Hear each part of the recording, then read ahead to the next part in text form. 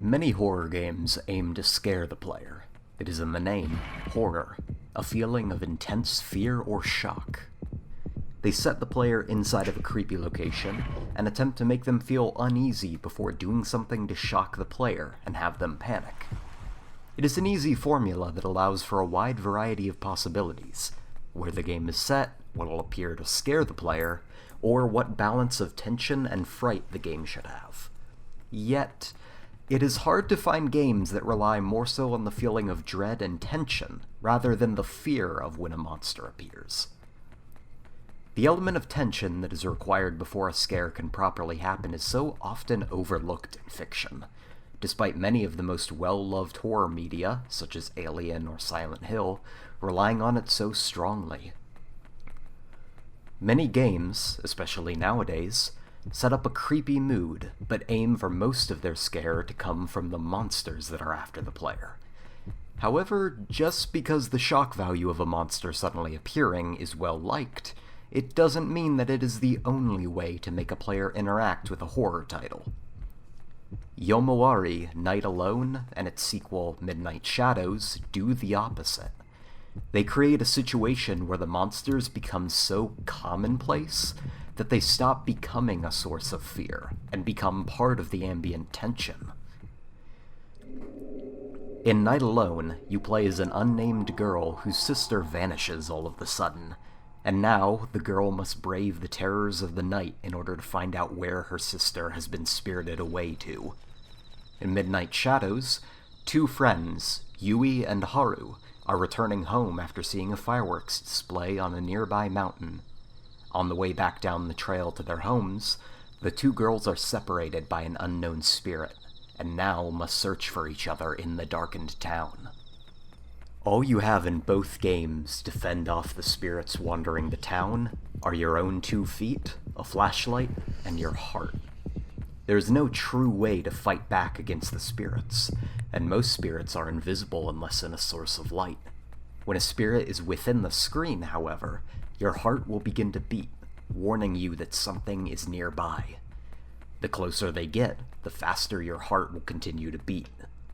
Your flashlight serves as a way to find out the exact location of the spirits, after the radar effect of the heartbeat warns you, more so than to brighten the area, as the map is quite well lit for a horror game.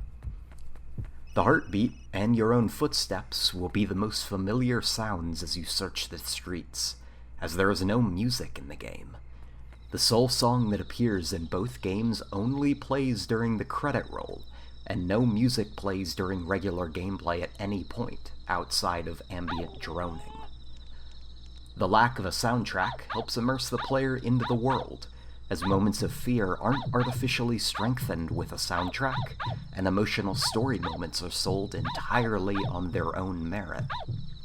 The constant unyielding tension and dread, either from the eerie quiet of the constant sounds of your footsteps and the buzzing sounds of insects and streetlights, or from the constant slow heartbeat due to how frequently spirits appear, will constantly grow familiar to the player.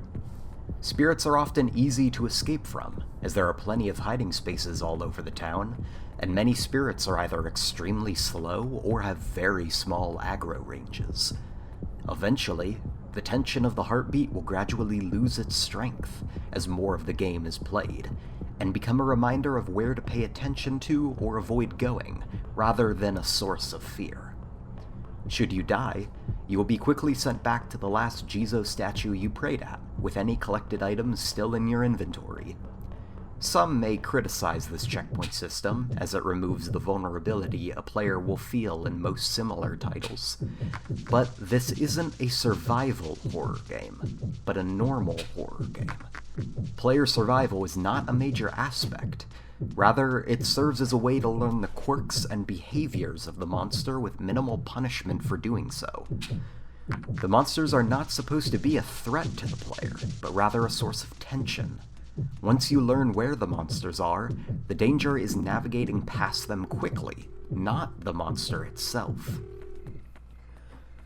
New spirits or new locations might reintroduce fear to the player, but eventually it will become commonplace, and the creatures of the night will no longer feel as threatening.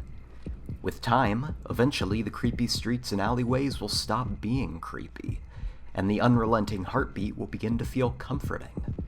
Hearing it beginning to beat isn't a sign that danger is nearby and that you should aim to run and hide, but is rather a sign to watch and listen a little closer. A sign that there is a threat nearby, but you aren't strictly in any danger. Just keep your eyes open. As you explore, the map will gradually become more and more familiar. Each street and pathway will become a little bit less tense, and each monster will lose that element of utter terror that they would inspire in the beginning of the game.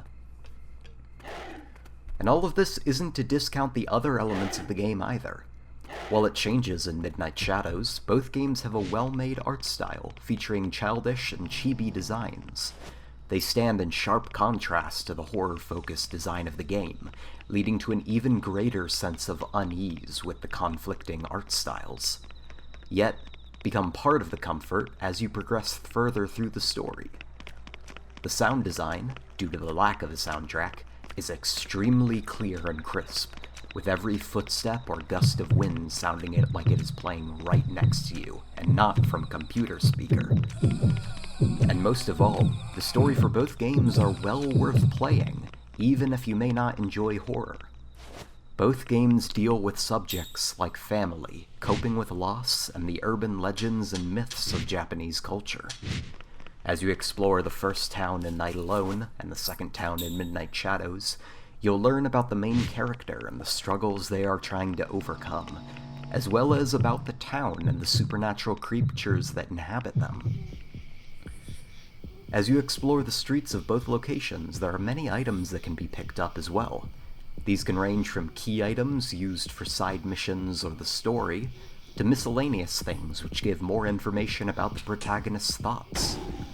Some items or side missions don't unlock until after this main story is finished and the free roam mode begins, encouraging you to keep exploring and finding things even after the story is over. Every inch of the map is covered with places to explore and things to do, and watching as the protagonist slowly draws in the map with her crayons helps remind the player that they are playing as a young girl, a girl who is terrified out of her mind, yet keeps pushing forward, as the idea of losing her sister or her friend is far more terrifying than the monsters she runs from. Whether you are panicking along with her, or being relaxed by the winds blowing and insects chirping, Yomawari has many different things that make it a very special type of game.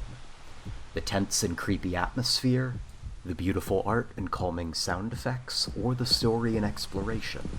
Many games attempt to do one or more of these things at the same time, but I have yet to see any that are able to do all of them so perfectly. If you only intend to play through for the main story, the games can be a little expensive, but if you are willing to take the time to explore the towns and discover all the secrets hidden away, they are well worth the price. Whether you take the game's setting as a gentle, relaxing town in the middle of the night, or as a dreadful town filled with evil monsters and dark spirits, Yomawari is a game that offers many different experiences in one package, and should you have the money and time, it is a game well worth spending a long night or two playing.